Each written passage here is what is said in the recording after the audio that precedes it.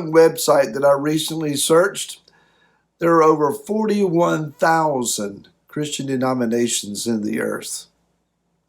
Begs the questions, what is the difference between each of these and why? Why so many? Hi, this is Barry Phillips with 10-Minute Torah, day number 2 of the Torah portion, Acharei Mot, which means after the death. And we're going today into Leviticus, or Vayikra, chapter number 17, and reading the first 7 verses.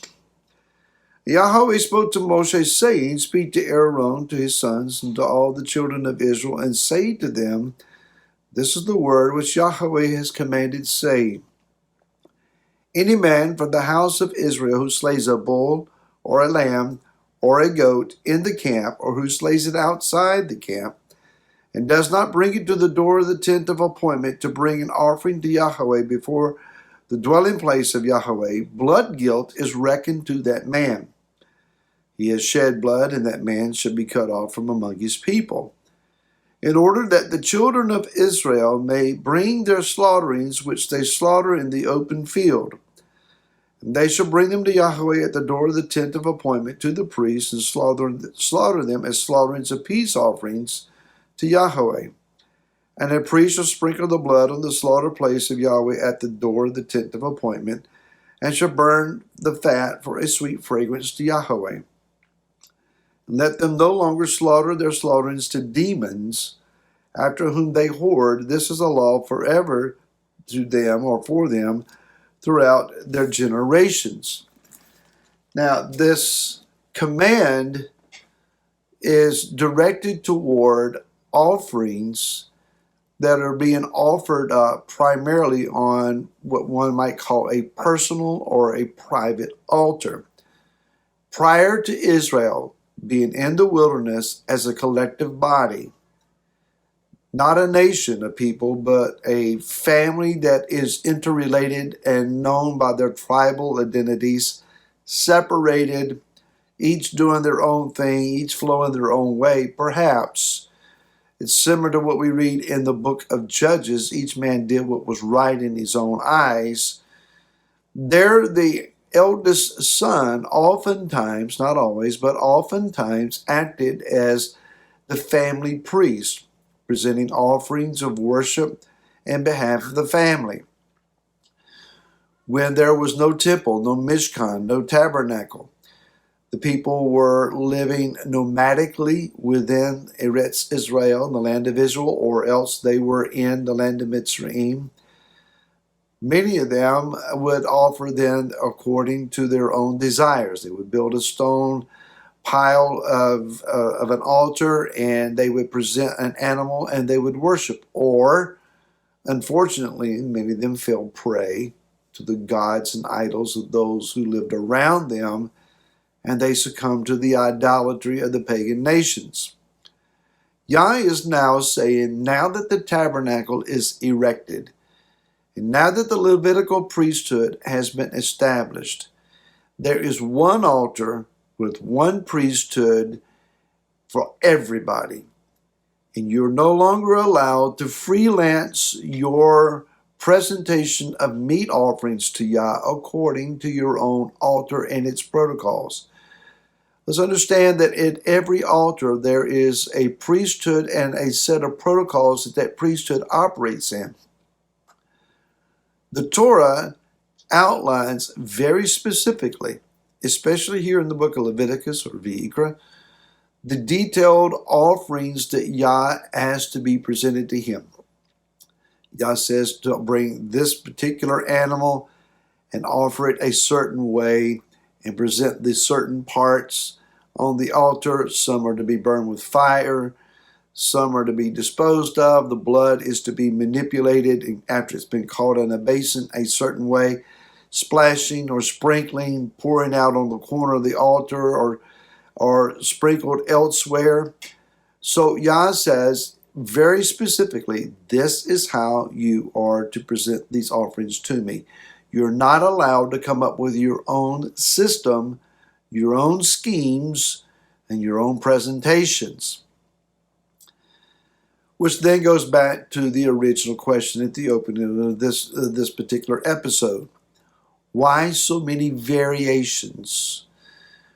With each understanding of Yah, with each revelation supposed to have been received, or maybe authentically received of Yah, there has been then this amalgamation of people who agree and say, I like what you're saying, I agree with what you're saying, we're going to cluster together and we're going to walk out this revelation together.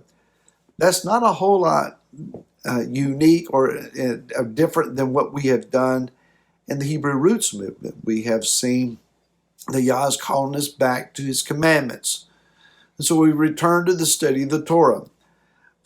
For many, that path led to, we need to convert to Judaism, because that seems to be the most authentic version of what it is that we're trying to do. Others have rejected that altogether, and they've gone to even a further stance on the opposite side of even embracing an anti-Semitic view. You guys rejected the Messiah. We're going to do this and do it right with the Messiah, and we're going to make sure that we're separate from you.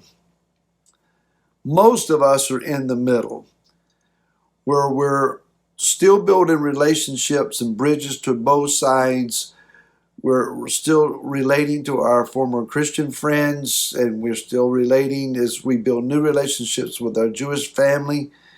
We're trying to find the harmony between the parts in the harmony of Yeshua, following him as he reveals himself in all of the sacrifices, in the altar, in the priesthood, in the tabernacle structure, in all of the tenets of the Torah. We're seeing Yeshua revealed, and we're following after him. Not trying to cut anyone off. We just understand that people are going to sometimes cut themselves off, unfortunately. To the text, Yah says, do it my way.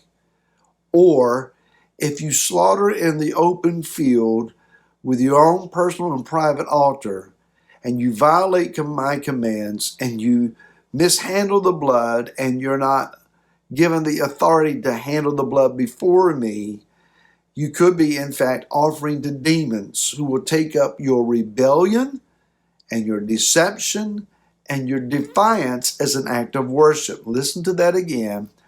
When we walk in rebellion and defiance and deception because of the stubbornness of our heart, the stiffness of our neck, refusing to get along, refusing to walk according to the word as it requires of us, we may, not always, but we very well may be actually sacrificing to demons. Yah warns us against this. Wherever there is a private altar, wherever there is a personal priesthood, I'll be my own priest. I'll do this for myself. Thank you. I don't need anyone else. I just need me and Yah. Wherever you set yourself up for that, then you also then are describing your own protocols and your own procedures at his altar, which he may or may not accept. We have to be aware of these things. Let's also be aware that Yah is saying, I don't want your contention. I don't want your competition between altars, where one would stand up and say, he receives me at my altar. I don't know about yours. Dig, dig. Casting off a relationship unnecessarily. I don't know about what you're getting, but this is what I'm getting. And that Yah, he speaks to me, and Yah, he deals with me. I don't know what he does with you. Those kind of things are not necessary in the body any longer. We don't need that. We are required to pray for one another, to build each other up, to edify one another. I'm here to try to help you, and you're here to try to help me, and we're learning to walk together. We may disagree.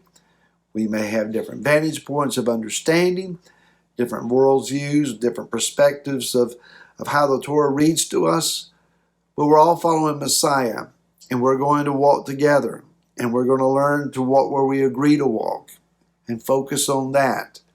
because that's what Yah wants. And that's what I'm offering to you today. Think on these things, and we'll talk again tomorrow. Until then, shalom.